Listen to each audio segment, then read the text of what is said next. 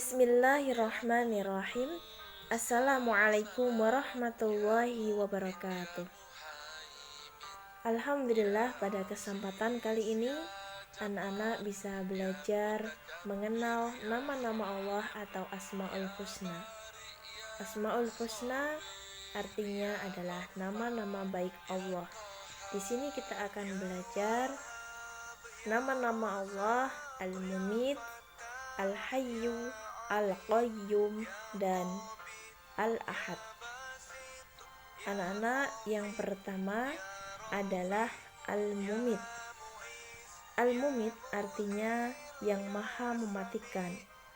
Allah Subhanahu wa ta'ala adalah Tuhan kita yang menciptakan manusia, yang menciptakan seluruh makhluk-makhluk yang ada di bumi ini, baik tumbuhan maupun hewan. Dan Allah lah yang berhak menghidupkan dan mematikan kita semua kapanpun Allah mau.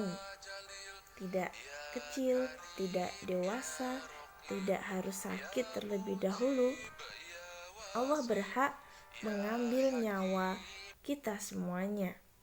Oleh karena itu, anak-anak, marilah kita menyiapkan bekal sebanyak-banyaknya dengan cara beribadah, sholat, kemudian membaca Al-Quran, puasa, dan berbuat baik.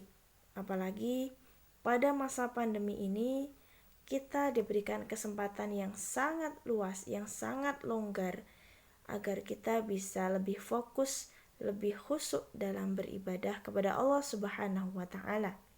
Karena kita tidak tahu kapan Allah akan memanggil kita untuk kembali kepada Allah Subhanahu wa ta'ala. Itulah yang dinamakan sifat Al-Mumit. Allah maha mematikan. Selanjutnya adalah Al-Hayyu, yang maha hidup, yang maha menghidupkan. Seluruh semesta alam ini Allah lah yang menciptakan dan menghidupkan.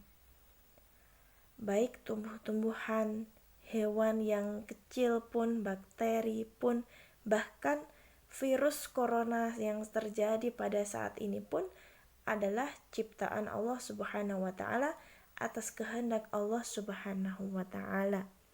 Maka oleh karena itu, anak-anakku semuanya,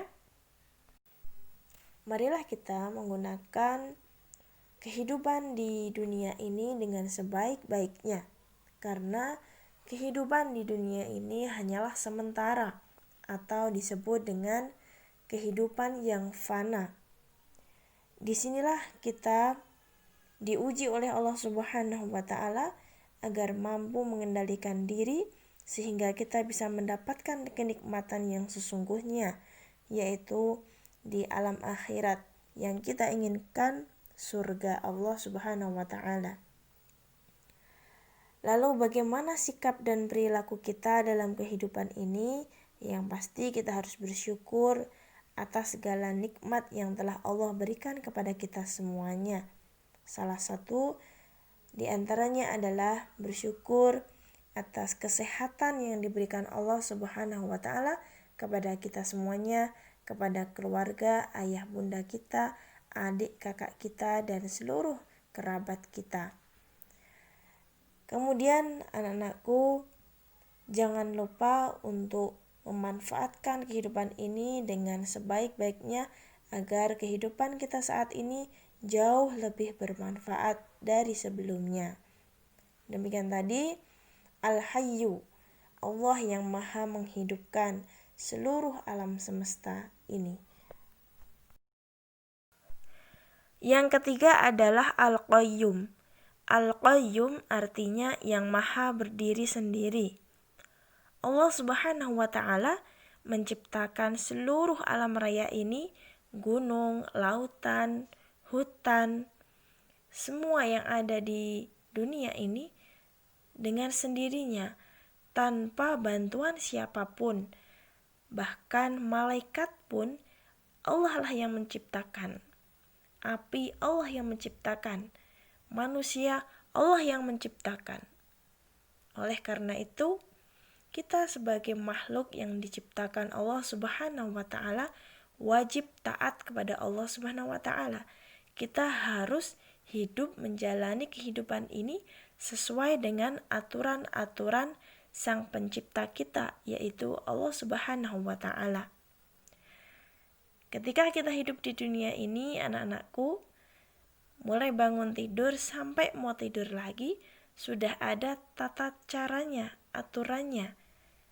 Pagi sholat subuh 2 rakaat. Jangan lupa sholat duhanya, sholat zuhur 4 rakaat, sholat asar, sholat maghrib, dan sholat isya. Jika kita sebagai makhluk Allah Subhanahu wa taala tidak taat, maka otomatis Allah akan marah kepada kita semuanya, dan bisa jadi Allah akan mengurangi kenikmatan-kenikmatan yang akan kita dapatkan. Juga kita sebagai manusia harus hidup sesuai dengan aturan-aturan agama Islam, sesuai dengan teladan-teladan yang telah dicontohkan oleh Nabi Muhammad SAW. Al-Quran dan hadis harus menjadi pedoman kita semuanya. Jangan lupa untuk membacanya setiap hari. Contohnya, jika anak-anak membeli HP, otomatis belum tahu bagaimana cara menggunakannya, apalagi HP itu merek atau keluaran terbaru. Apa yang harus kita lakukan? Yang pasti kita akan membaca manual booknya, kita akan membaca petunjuk cara penggunaannya. Tidak mungkin kita bertanya langsung kepada yang membuatnya, karena kita nggak tahu siapa yang buatnya. Nah, begitu pula hubungan kita dengan Allah Subhanahu wa taala. Jika kita ada masalah, maka yang kita cari, yang kita datangi adalah Allah Subhanahu wa taala. Ya, meskipun tidak secara langsung, kita bisa mendekati Allah dengan cara sholat, berzikir, juga manual book kehidupan kita, yaitu Al-Quran. Nah, demikian tadi makna dari Al-Qayyum. Allah Maha berdiri sendiri tanpa bantuan siapapun dalam menciptakan seluruh alam semesta ini. Yang terakhir, anak-anakku, adalah Allah Maha Esa, Al-Ahad, Qul huwallahu ahad. Allah Maha Esa, Allah Maha Esa. Esa artinya adalah satu. Tidak ada Tuhan kecuali Allah Subhanahu wa ta'ala. Tidak boleh kita menyekutukan beliau, Allah Subhanahu wa ta'ala. Misalkan kita sedang sakit, kemudian kita larinya ke dokter. Selain ke dokter, kita juga harus berdoa. Tidak boleh serta-merta kita pasrahkan kepada dokter, bahkan misalkan terjadi apa-apa kita menyalahkan dokter. Itu tidak bisa. Karena apa? Allah lah yang menciptakan kita. Allah Maha Esa, tidak ada duanya. Baiklah anak-anakku, demikian tadi materi tentang mengenal Allah Subhanahu wa ta'ala. Semoga bisa menambah keimanan kita kepada Allah Subhanahu wa ta'ala dan semakin meningkatkan amal ibadah kita semuanya selama di dunia ini. Terima kasih. Wassalamualaikum warahmatullahi wabarakatuh.